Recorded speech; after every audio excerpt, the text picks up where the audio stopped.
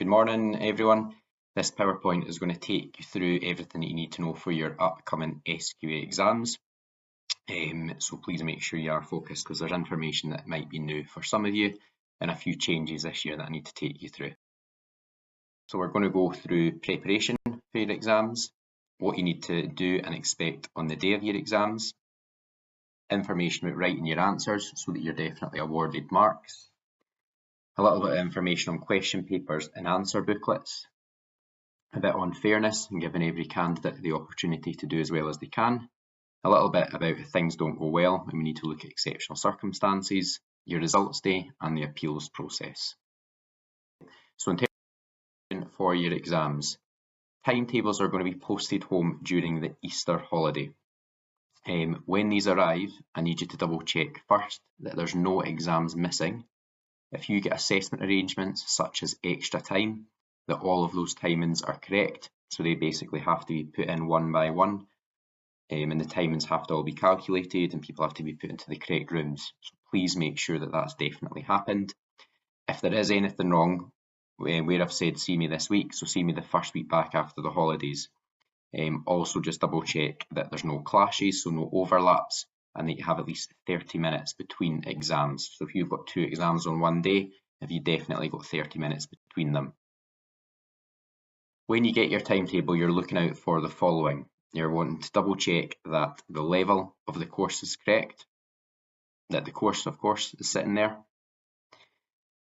that the date is what you expected the date to be, that your start and end time of your exams are as expected, or if you've got AAA, that includes your extra time. On the timetable that you get out, there will be a room number. That room number at present is just provisional. On the day of the exam, when you come in, you need to go to the exam notice board, which is in the dining hall, and double check that your room number hasn't changed. I've already, since printing off the timetables for posting home, made some changes. Okay, so those room numbers that are on your timetable, I'd almost ignore that and check them on the day of your exam. I'm also advising that you download the SQA app, so you can get the My Exam app and the My Study Plan app. Both of those will allow you to create your timetable and to create a personal study plan. Easter revision programme, which has been organised to help you with your revision for your final exam. So that's available on the school website, and I know that staff have been sharing those sessions with you. There's also supported study after school that you can go along to, and some staff will also share with you support that they will be offering during exam leave through Google Classroom. The next 2 slides just give you a little bit of detail on study leave and when that's going to happen. So the main SQA exam diet runs from Friday the 25th of April to Friday the 30th of May inclusive. Please keep in mind though that exam leave doesn't start until Monday the 28th of April. So you're expected to attend all your classes up to that point and including Friday the 25th of April. If you have an exam on that first day, so it's psychology, on Friday the 25th of April, you're entitled to the day before and the day of that exam as additional study leave.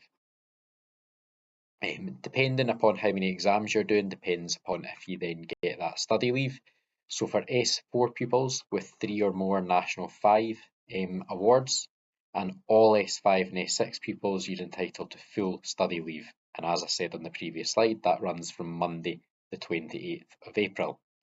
Young people don't need to attend school unless they have an exam or you're attending a study session, which will be arranged through staff through Google Classroom.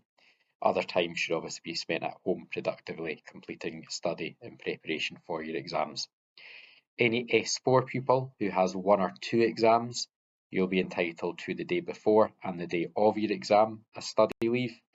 And you would also fall into the category of attending the employability programme, and a letter has been sent out to alert who falls into that category. And again, pupils who don't have any exams, you would also fall into that employability programme. So that's the sort of admin preparing before your exams.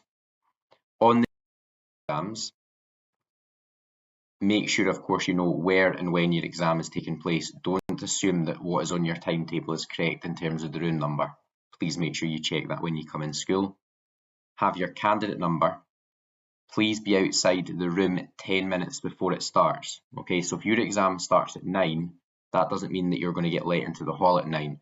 That means that you're sat in your seats. The invigilators have gone through everything they need to share with you, and they say at 9 on the dot, you may now begin. Okay, so you need to be outside the room at least 10 minutes before.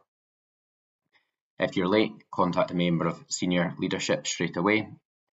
Make sure you have everything you need, such as pens, if it's a calculator paper, that you've got that ready. And bring a bottle of water that you can keep on your desk. Your desk and seat numbers. So we are obligated by SQA to keep a record for 6 months of where candidates have sat in exams. Therefore, you must be sat in your allocated seat. Okay, so double check where you're seated on the seat numbers in the dining hall. You need to also mark that on paper. Dead obvious, but there's things that you're not allowed in exams. So no smartwatches, no mobile phones. Mobile phones, even if they are in your pocket, the invigilators will still contact the SQA if they find that you had a mobile phone which was turned off, even if it was in your pocket. Invigilators will still contact the SQA and say that you've had a prohibited item on you. So make sure they are in your bags, and bags are kept at the side of the hall. Okay. You can't have things written on your hand or on other body parts. That's dead obvious. Pencil cases or calculator cases, can't take them in unless they are clear. You can only take a calculator in, of course, if it's a calculator paper or it's allowed in that exam. Dictionaries for subjects where those are allowed, for example, languages, and notes where that's allowed. However, I'm not aware that there's any exams where notes have been granted permission. So the invigilating team, you'll be used to that from your formal assessments. They're there to supervise and make sure that all the rules are followed. They know the ins and outs of what is required for different papers, so treat them with the respect that they're going to treat you with. Follow any instructions that you're given. If you feel unwell, please just ask them. In terms of leaving the exam hall, if you're finished early, raise your hand and ask if you can leave. Now, it depends on the length of the exam. If your exam is longer than 1 hour, you may be allowed to leave after the first 30 minutes. However, if your exam is 1 hour or less, you're required to stay for the duration of the exam, and that's just to minimise interruptions for others. Writing your answers. Pencils, of course, where you could use a pencil. You could use a pencil on a graph, for example, but if you're doing lots of writing, make sure you're using. Right, we have every single year there's a candidate who doesn't complete the entire exam paper. You need to make sure you're reading the instructions on the front of the question paper.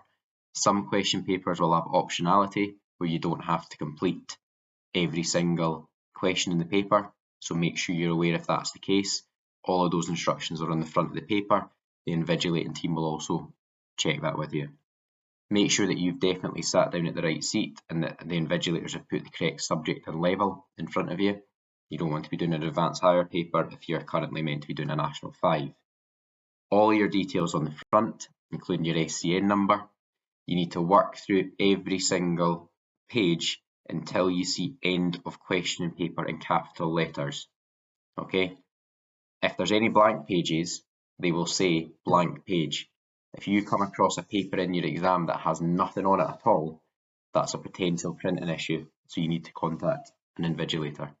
Okay, so there will be something on every single page of your exam, even if it just says blank page. Keep writing until you get to end of question paper. That signifies that you have covered every single page. Again, as well as candidates answering questions that they didn't need to, candidates have also in the past not went right to the end of question papers, thought, right, that's the last question, and actually there's been more at the back. So make sure you go to least paper. Fairness, it wasn't an issue in the formal assessments, but of course everyone should have their fair chance to do their best during exams. So make sure you're focused on behaving and letting other people focus. If there is an issue with your behaviour, you will be asked to leave the hall. You won't be allowed back into the hall, and your marks for that paper will be penalised and you'll lose them. And if there is serious concern, for example, over behaviour or cheating, then your qualification will be cancelled directly by the SQA and you won't get a result for that subject or potentially any of your subjects. Okay, so it's worth a double check before you go into that exam hall that you've definitely not got exams. Okay. Exceptional circumstances. Now, we're hopeful that everything goes well on the day of your exams, but the exceptional circumstance service is there just in case things do go wrong. So for example, if you're unable to sit your exam because of illness or bereavement, or if something happens in school that causes a disruption, there are systems in place to support you through exceptional circumstances. If we feel like exceptional circumstances need to be put in place, so if there's a reason, for example, for you not attending an exam, we need to know first thing in the morning of the day of that exam, because we need to contact SQA and let them know. Okay, so if there is a reason that you can't come in for an exam, we need to know first thing on the morning so that we can put exceptional circumstances in place if that's an appropriate service for us to use. If it does go wrong. Results, you'll get those on Tuesday the 6th of August. You can also sign up to get them electronically at My SQA. So that app that I mentioned, if you sign up to that, you can get them electronically. If you've applied to university or college, your results will also be sent directly to the university or college, so you'll get your offers through based on results.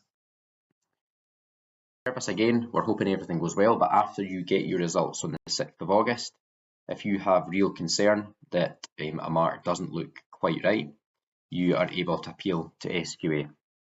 So you can do that directly through SQA yourself or by going through the school. More information about that will be available on the 8th of August after you've had your results on the SQA website, and we as a school will be there to advise you when you get back holidays as well. So as I mentioned, you'll get your exam booklet. Those are going to be handed out this week. You'll get those in a class, and your timetables will be sent home in the post over the holidays. So please make sure that you are double checking all of the timings. And as I say, on the day of the exam, you must check what room you're in. Do not assume that your timetable is correct. Okay, so that's it in terms of the exams. I wish everyone the best of luck, and I hope that you still managed to have a bit of downtime over the Easter holidays.